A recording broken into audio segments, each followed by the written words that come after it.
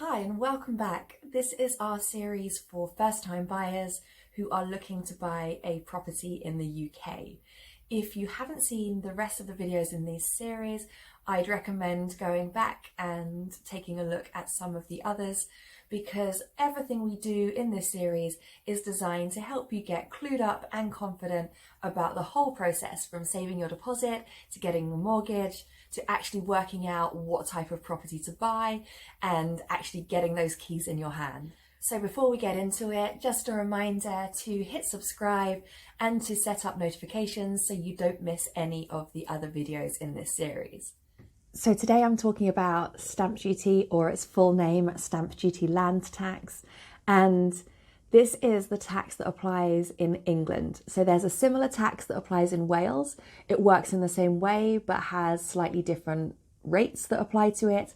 And then if you're buying a property in Northern Ireland or Scotland, then we've got an article on this specifically for you. So if you're in that position, have a look in the notes underneath this video and we'll direct you to an article that explains exactly how the tax system works for you. Now, stamp duty is one of those things that sometimes catches people out. If you're a first-time buyer, you're going to be really focused on making sure that you can save up enough for your deposit. But you might not be aware that you could also have to pay stamp duty on top of your deposit. So it's really important that you get a handle on exactly how much in total you're going to need to save to cover the deposit amount, any stamp duty that you have to pay, and then other costs, things like mortgage fees, solicitors fees, surveys, that kind of thing. And we're going to go into detail on some of those other costs in a later episode, but for today we're just going to focus on stamp duty. So it's a little bit complicated how you calculate stamp duty, but don't worry, because we actually have a tool called Home Finder on our site that does all of the calculations for you. So if you want to know exactly how much you need to save up, then go onto the site, you just need to register, and then our Home Finder tool will do all of that difficult bit for you, and then it will just give you the numbers that you need to know in terms of how much should you be saving each month to be able to hit that target amount. Okay, first, some good news for first-time buyers. Normally, the way that stamp duty is calculated is really complicated. I mean, it's tax. Of course they've made it complicated. They were never going to make it easy for us. But they have massively simplified how it works for first-time buyers. So there's two numbers you need to be aware of: 300,000 and 500,000. If you are spending less than 300,000 on a property, then you don't pay any stamp duty tax at all.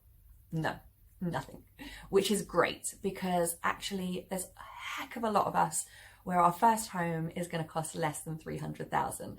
So if that's you, brilliant. You don't need to worry about stamp duty. You can even stop this video now if you want. If you are somebody who is going to be spending more than 300,000, then you need to be aware that the amount between 300,000 and 500,000, you will be charged 5% tax on that amount. So that slice. You don't get charged 5% on the whole 500,000, only on however much you're spending between 300,000 and 500,000. So why is this such a big deal for first-time buyers? Well, because it saves you up to £5,000, which means that you could be able to finish saving for your deposit a lot quicker and actually be able to get a property because you're not having to spend all that additional money on stamp duty.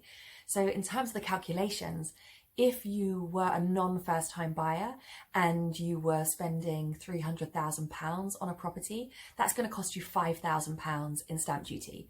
Whereas as a first-time buyer, you pay nothing. So then what happens if you are one of those people that is actually spending more than 500,000 on a property? Well, in one sense, great. You're in a position that you can spend that much money, amazing.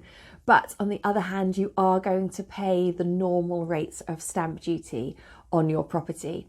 So if that's you, we suggest that you use our calculator to work out how much stamp duty is going to cost you.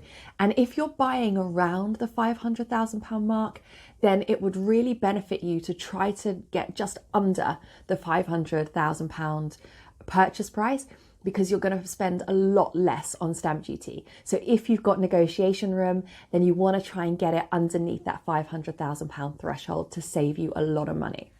Okay, so we've worked out that you might have to pay some stamp duty tax when you buy your property. But when do you actually have to pay it? Well, you have 14 days after the date that you complete on your purchase. That's the date when the property is officially yours, you've signed all of the paperwork and you legally own it.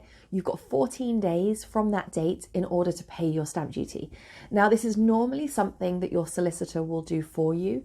They'll ask you to transfer all of the money needed to pay stamp duty in advance. So you need to make sure that you have that money ready to transfer to the solicitor at the time that you're doing the paperwork.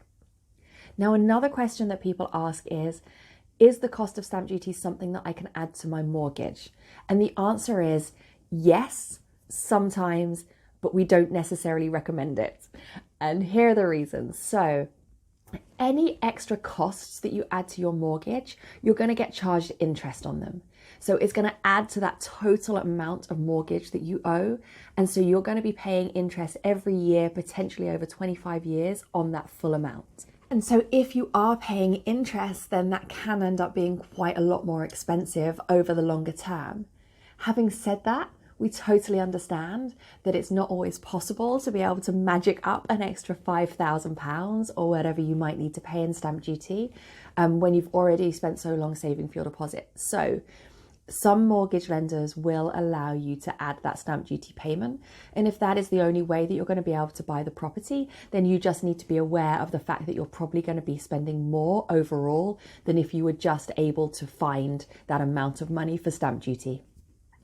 So if you are in a situation where you're not able to pay that stamp duty amount up front, it might be worth you looking at slightly lower property values, houses that are cost a little bit less, so that you are able to pay that stamp duty amount up front instead of adding it to your mortgage. So you just need to look at the different options available to you and work out what makes most sense for you financially over the immediate and longer term. Okay, appreciate that was quite a lot of information on quite a dry topic. But if you are interested in digging in a little bit more on stamp duty, we have a full article with a walkthrough. And of course, we have our home finder calculator that calculates the stamp duty for you to make it much, much easier to know exactly what it is that you're saving for. I hope you found this helpful. As always, please remember to subscribe. Please do share it with anybody else who might benefit from it. And we will see you for the next episode.